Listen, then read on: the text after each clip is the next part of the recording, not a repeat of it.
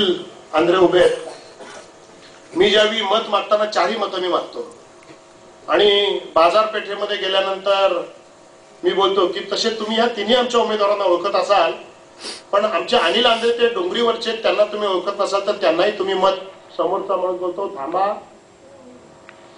Anil Andre आमच्याकडे 3 वेळा येऊन गेले आणि निवडणुकीला येतात आलेत म्हणून नाही तर तो आमचा पहिल्यापासूनचा दोस्त आहे। तर अनिल आंध्रे माझ्या एक गोष्ट लक्षात आली, तुमच्याकडे जातीचं सर्टिफिकेट होतं म्हणून या ठिकाणी उमेदवारी तुम्हाला देण्याचा विचार या ठिकाणी केला, पण केवळ जातीचं सर्टिफिकेट होतं म्हणून नाही तर उमेदवारी दिल्यानंतर माझ्या लक्षात आलं की कोळीवाड्यामध्ये दिलेल्या सर्व उमेदवारांमध्ये लोकांचे प्रश्न समजून घेईल। एक कोण दुसऱ्या कोणतरी शहाताई म्हणून आहेत आणि अजून एक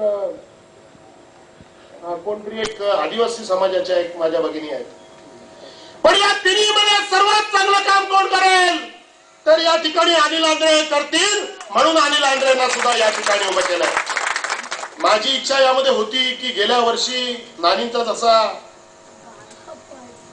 सटकता पराभव झाला तसा माझ्या हिरा वहिनीचा सुद्धा पराभव सटकता झाला होता। माझा मित्र हिरामण आवासकर याचा सुद्धा तिथे पराभव, त्याच्या सौभाग्यवतीचा सुद्धा त्या ठिकाणी पराभव झाला होता आणि माझी इच्छा होती की या ठिकाणी मनोहर वहिनी किंवा प्रसाद कालेकरांची बायको पल्लवी वहिनी यांच्याऐवजी किंवा विशेषतः प्रसाद कालेकरांच्या ऐवजी वहिनीच्या ऐवजी पल्लवी वहिनीच्या ऐवजी हिरा वहिनीला तिथे तिकीट द्यावं अशी माझी इच्छा होती। पण हिरामण आवासकरने मला या ठिकाणी सांगितलं, हिरा वहिनीने मला या ठिकाणी सांगितलं की दादा आपल्याला या ठिकाणी इलेक्शन लढवायचं आहे, पण दुसऱ्या प्रभागातून दुसऱ्या जातीसाठी आरक्षित असलेल्या भागातून इलेक्शन लढवायचं नाही। ओबीसी असलेल्या भागातून जर मी इलेक्शन जर लढवलं तर कोळी समाजाला आता शासनाने चुकीच्या निर्णयामुळे ओबीसी मध्ये टाकलेलं आहे। खरं तर आदिवासी समाजाच्या आरक्षित असलेला कोळी समाज याला एसबीसी मध्ये टाकलेलं आहे। त्याला खरं तर या ठिकाणी आदिवासी समाजाचा त्याला हक्क मिळणं या ठिकाणी गरजेचं आहे। 50 वर्षापूर्वी आदिवासी समाजाचा आम्हाला सर्टिफिकेट मिळालं, त्या सर्टिफिकेटवर आम्ही कोळी समाजाने नोकऱ्या केल्या, आम्ही पेन्शन त्या ठिकाणी मिळवलं आणि आता हे सरकार काय म्हणतंय माहितीये? हे सरकार म्हणतंय का तुम्ही आदिवासी नाहीत, तुम्हाला पेन्शन सुद्धा आम्ही देणार। म्हणजे ज्या मंडळींनी नोकऱ्या केल्या त्यांना सुद्धा आज पेन्शन हे सरकार या ठिकाणी देत आहे। आणि म्हणून ही लढाई या ठिकाणी आम्ही आदिवासी समाजाचा आम्हाला हक्क मिळाला पाहिजे। आम्हाला आदिवासी समाजाला ज्या सोयी मिळतात त्या मिळाल्या पाहिजेत, याकरता काही कोळी समाजाच्या संघटना या ठिकाणी लढतायत। हिरामण आवासकरने सांगितलं जर आज आम्ही ओबीसी म्हणून जर भांडलो तर उद्या आम्हाला हा हक्क घेण्याची आम्हाला या ठिकाणी आम्हाला हक्क असणार नाही, आमची त्यामध्ये क्षमता नसेल। आणि म्हणून दादा आम्हाला जर आदिवासी प्रभागातून जर निवडून जर यायचं असेल, आम्हाला जर निवडून यायचं असेल तर आम्ही आदिवासी प्रभागातूनच निवडून येऊ। आमचा दाखला या सरकारने उडवला तर ती सरकारची चूक असेल, सरकारच्या चुकीच्या विरोधात आमदार म्हणून तुम्ही भांडा, पण केवळ सत्य करता आम्ही आमच्या जातीचं सत्व विकणार नाही, हे हिरामण आवासकरांनी आम्हाला या ठिकाणी सांगितलं। आणि हिरामण आवासकरांना मी शब्द देतो, आवासकर साहेब तुमच्यासाठी तुमचा जो फॉर्म जो या ठिकाणी उडवला तुम्ही आज डिस्क्वालिफाईड झालेला आहात। सरकारच्या चुकीच्या निर्णयामुळे तो वहिनी डिस्क्वालिफाईड झालेली आहे, पण आम्ही त्या विरोधामध्ये कोर्टात गेलेलो आहोत। हायकोर्टामध्ये जाऊन कोळी समाजाचा हा उडालेला फॉर्म याच्या विरोधात आम्ही या ठिकाणी न्यायालयाची देखील लढाई आम्ही लढणार आहोत। संघर्षाच्या निमित्तानं आणि विधानसभेत आम्ही लढणारच आहोत, पण आम्ही न्यायालयीन लढाई सुद्धा या ठिकाणी लढणार आहोत। ह्या प्रश्नाबाबत कोणत्या राष्ट्रवादीच्या गरगर फिरणाऱ्या कुठल्या पुढाऱ्याला बोलावंसं वाटत नाही। या प्रश्नाबाबत कोळी समाजाच्या जवळ राहणारे मान्य रवी पाटील साहेब आणि या ठिकाणी शिशिर धारकरला आसरा देणारे रवी पाटील साहेब त्यांना या प्रश्नावर भांडावंसं वाटत नाही। शिशिर धारकरना आणि शृंगारपुरेंना हार घालण्यातच त्यांना मजा वाटते आणि गरगर हेलिकॉप्टर फिरवण्यात तटकरे साहेबांना या ठिकाणी मजा वाटते। आपण मात्र या ठिकाणी लढतोय, लोकांच्या ठेवी करता लढतोय. जय मिळो किंवा पराजय मिळो, रात्र असो किंवा दिवस असो, ऊन असो किंवा पाऊस असो, जय असो किंवा पराजय असो, ठेवीदारांचं रक्षण करण्याची भूमिका संघर्ष समिती सर्व हे नेहमी या ठिकाणी ठेवेल, एवढी सुद्धा मी या ठिकाणी गोष्ट तुम्हा मंडळींना इथे सांगून ठेवतो. आणि म्हणून मित्रांनो, बराचसा वेळ या ठिकाणी झालेला आहे. पॅनल वोट आम्ही तुमच्याकडे मागणार आहोत. 2 देऊ, 3 देऊ नका असं काय करू, कारण हे इलेक्शन पेण अर्बन बँकेच्या मुद्द्यावरती फिरतंय. पेण अर्बन बँक संघर्ष समिती ही या ठिकाणी तुमच्या करता लढते. ज्यांच्याकडे शिशीरधारकर 10 वर्ष होते, बँक बुडाल्यानंतर ते आपल्याला भेटायला आले नाहीत.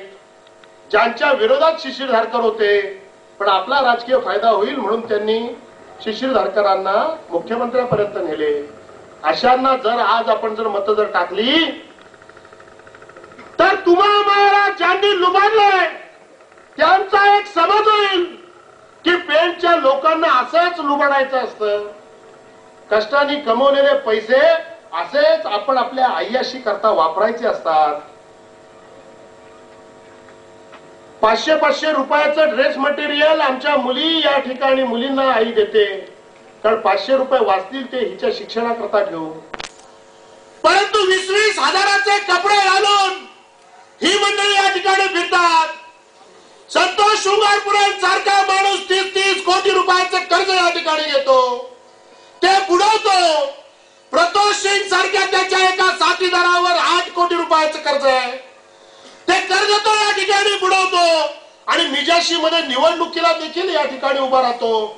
आणि आपण जर त्यांना जर मत टाकणार असू, 11-12 तारखेला विजय गुलाल होतो, तर ही चोर मंडळी जर तुमच्या आमच्या समोरून जर जाणार असतील, तर मग मित्रांनो तुमच्या आमच्या लोकशाहीलाही काही अर्थ राहणार नाही. आणि म्हणून मित्रांनो एकच सांगतो, जो लढला तो झगडला, त्याला या ठिकाणी मत द्या ही पुन्हा पुन्हा विनंती करतो. 2000 मत तुमचं विकत घेऊ, 5000 तुमचं मत विकत घेऊ, असं सुद्धा आता काही मंडळी या ठिकाणी सांगायला लागली. अरे कशाला घाबरतोस, 1000 मताला देतो, अरे 2, 3, 4, 5 देतो, अशी सुद्धा ही सगळी मंडळी इथे येणार आहेत. मित्रांनो, 5000 रुपये जर त्यांनी आपल्याला दिले, एक आपला सहज आपला विचार, 5000 रुपये जर त्यांनी आपल्याला दिले, तर ते आपल्यावरती 5 वर्ष आपली पिळवणूक करतील. 5 वर्ष चुकीचं गटार बांधतील, 5 वर्ष खड्डा असलेला रस्ता बांधतील, 5 वर्ष तुम्ही ज्यावेळी पाणी द्या म्हणून नगरसेवकांकडे जाल, तेव्हा ते म्हणतील अरे बाबा 5000 रुपये दिलते, आता पाणी बिणी काही मिळत नाही, 5000 घेतलेस ना, जा चाल. 5000 जर त्यांनी दिले आणि आपण घेतले, तर त्यांनी आपल्याला काय दिलं, तो आपल्याला सोयी देणार नाही, खड्डे असेच देईल, वास घाणीचा असा दरवळत राहील. अशा चुकीच्या पद्धतीने सर्व गोष्टी होत राहतील. 5000 रुपये म्हणजे ते 5 वर्ष सत्ता भोगतील. आणि 5000 रुपयाची सत्ता या ठिकाणी 5000ला जर तुम्ही ते किती दिवस आपल्यावर सत्ता गाजवणार आहेत त्याचा जर तुम्ही भागाकार केला, 5000 भागिले 5 वर्ष आणि भागिले अजून 365 दिवस, तर 2 रुपये 73 पैसे येतात. किती म्हणजे दर दिवसाला 2 रुपये 73 पैसे रुपये देऊन ही मंडळी तुमच्या आमच्या बोडक्यावर बसणार आहेत आणि तुमचे आमचे पैसे सुद्धा ती मंडळी खाणार आहेत. किती प्रत्येक दिवसाला 2 रुपये 73 पैसे देऊन असं आपण काय त्यांच्या हातात द्यायचं ह्याचा सुद्धा विचार करायला पाहिजे. विकिलीक्स नावाची एक कम्प्युटरवरती एक साईट आहे. त्या साईटनं गेल्या 6 महिन्यापूर्वी त्यांचं म्हणणं आहे की काही काँग्रेसवाल्यांची नावं आम्ही आता जाहीर करणार आहोत, काही काँग्रेसच्या मंत्र्यांची नावं आम्ही जाहीर करणार आहोत, काही राष्ट्रवादी सध्या नाही, काँग्रेस म्हणजे दोन्ही त्यांच्या भांडण सत्तेवरून आहे म्हणून ते लांब आहेत, बाकी काय बाकी एकत्र येतील. विकिलीक्सच्या कंपनीने सांगितलं विकिलीक्सच्या संकेतस्थळावरून सांगितलं की आतापर्यंत ज्यांनी ही सत्ता राबवली त्या मंत्र्यांनी स्विस बँकेमध्ये जे पैसे ठेवले त्याची यादी आम्ही आता तुम्हाला देणार आहोत। यादी साधारणतः पुढल्या काही दिवसामध्ये ते आपल्याला देतीलच, पण या यादीमध्ये जे आकडा आहे तो आकडा किती आहे? तो आकडा आहे 3 लाख कोटी रुपये एवढा। किती? 3 लाख कोटी रुपये एवढा।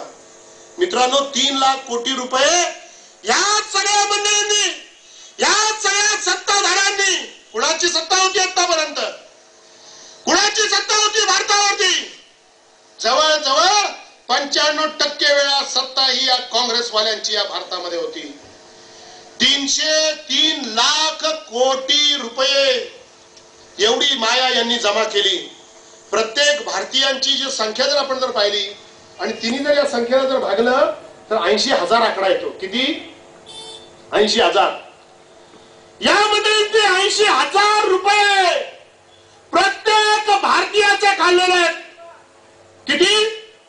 80,000 रुपये। या ताई बसल्या, ताई तुमचे 80,000 खाल्लेले आहेत। तिकडे तुम्ही गुडघ्यावर हात ठेवून बसला, तुमचे 80,000 खाल्लेले आहेत। या ठिकाणी खुर्चीवर बसलेल्याचे 80,000 खाल्लेत। माईकवर बोलतो त्याचे 80,000 खाल्लेत। गपचूप जो भाषण ऐकतो त्याचे 80,000 खाल्लेत। त्या काँग्रेसवाल्यांची जो बिर्याणी खातोय त्याचे सुद्धा 80,000 खाल्लेत।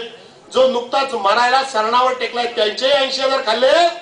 आणि आईच्या गर्भातून ज्या पोराने आता नुकताच जन्म घेतला, नुकताच त्याने त्या करून मी आलो जगात ही वर्दी दिली, त्याचे सुद्धा 80,000 या सत्ताधाऱ्यांनी या ठिकाणी खाल्लेले आहेत। आणि म्हणून मित्रांनो, पैसे खाऊन या ठिकाणी मतं किती द्यायची याचा सुद्धा विचार तुम्ही आम्ही सर्व मंडळींनी या ठिकाणी मनापासून आपण करायला पाहिजे।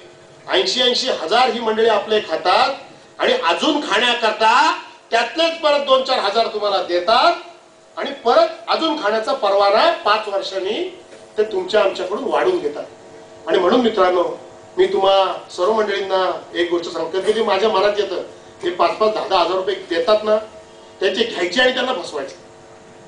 काय घ्या? चोराची लंगोटी, असं आपलं माझ्या मनामध्ये कधी कधी येतं।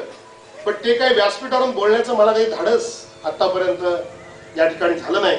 मी एवढंच तुम्हा सर्व मंडळींना या ठिकाणी मनापासून सांगेन की मोठी अडचणीची आजची वेळ आलेली आहे।